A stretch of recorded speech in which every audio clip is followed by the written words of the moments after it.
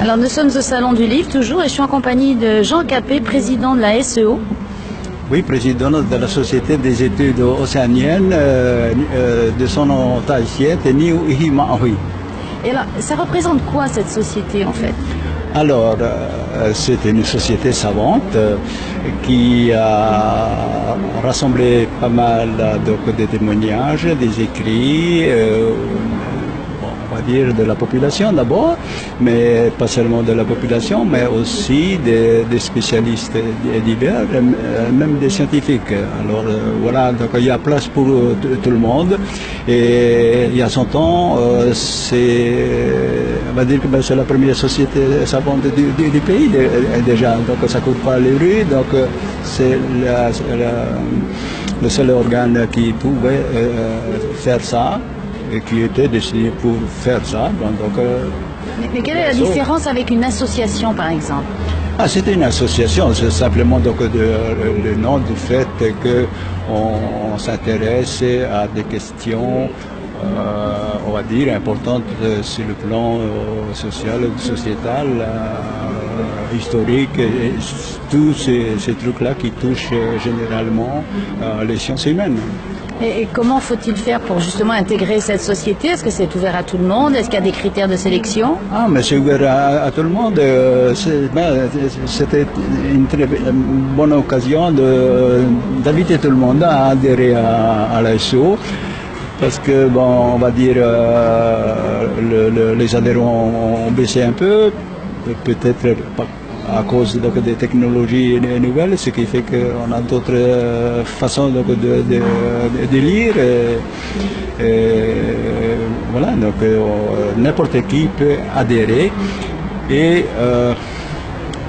maintenant, n'importe qui aussi peut proposer un article. Maintenant, nous avons un comité de lecture qui sélectionne les articles, qui dit bon, donc ça correspond au format du BSO. Ça veut dire que ce sont des choses qui méritent d'être publiées parce que ça peut intéresser la population locale, mais aussi d'ailleurs, parce qu'il faut dire que le BSO, c'est-à-dire le bulletin de la Société des études océaniennes, est lu de par le monde.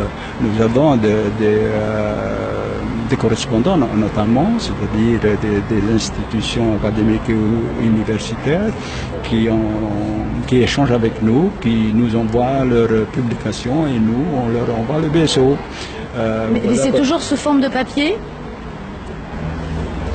Oui. Jusqu'à maintenant, c'est toujours sous forme de papier. Maintenant, il faut dire que nous avons un site qui n'offre pas tout à fait de possibilités de téléchargement ni de lecture d'ailleurs, mais juste faire connaître le contenu de notre bibliothèque. Mais nous sommes en train d'évoluer vers ça parce que là, on vient de signer une convention avec l'université de Polynésie française qui souhaitait voir les BSO, les anciens BSO,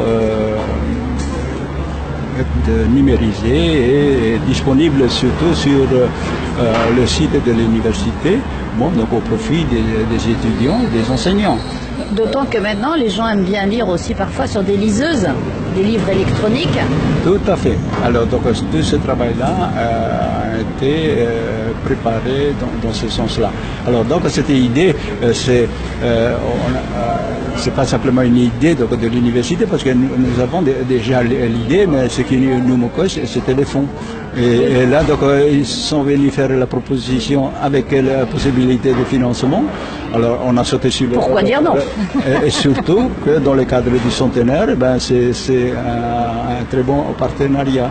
Parce que vous avez sorti un gros ouvrage là sur le centenaire. Oui, donc c'est vrai que c'est un travail d'ailleurs qui a pris du temps.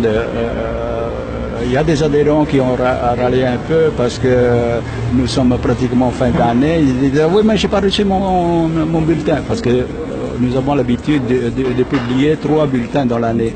Or, les adhérents n'ont rien vu encore arriver, tout simplement parce que ce travail-là qui était complexe, on ne savait pas trop au départ comment on allait faire, et puis finalement on a décidé de faire un numéro triple, c'est-à-dire les 3 bulletins de l'année rassemblés dans un seul bulletin, ce qui fait un gros pavé. Voilà, donc c'est maintenant on retrouve nos comptes. Oui, parce qu'ils sont en vente quand même, ces bulletins. Oui, c'est en vente bien sûr pour le grand public. Maintenant, les adhérents, on va dire que la particularité d'une adhésion à la SO, c'est que votre adhésion n'est pas une adhésion à perte. Comme dans les autres associations, vous payez 1000 francs ou 5000 francs, ou peu importe le montant, et vous n'attendez rien au retour. Or, à la SO, donc vous payez 5000 francs d'adhésion, eh ben, vous attendez en retour les 3 bulletins qui sont publiés dans l'année. Oui, donc c'est pas un investissement à perte. En plus, ça permet de faire vivre la société. Ben, c'est ça, donc, ce qui permet justement donc, de faire vivre.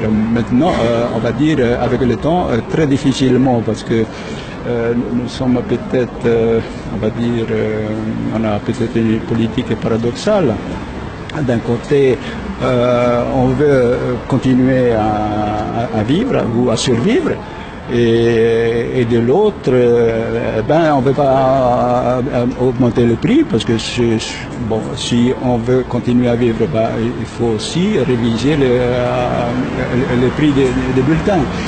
Mais on pense surtout aux gens de conditions modestes, et cette politique d'apporter la lecture à tous nous a encouragés à essayer de faire ce sacrifice, c'est-à-dire de maintenir un prix bas. Voilà. Le malheur financier, c'est pour notre pomme. Et alors justement, toi en tant que président, comment tu vois l'avenir de la société? Ah là, chère Martine, je t'envoie à la lecture justement dans ce PSO, parce que justement c'est ce qui a été traité là-dedans.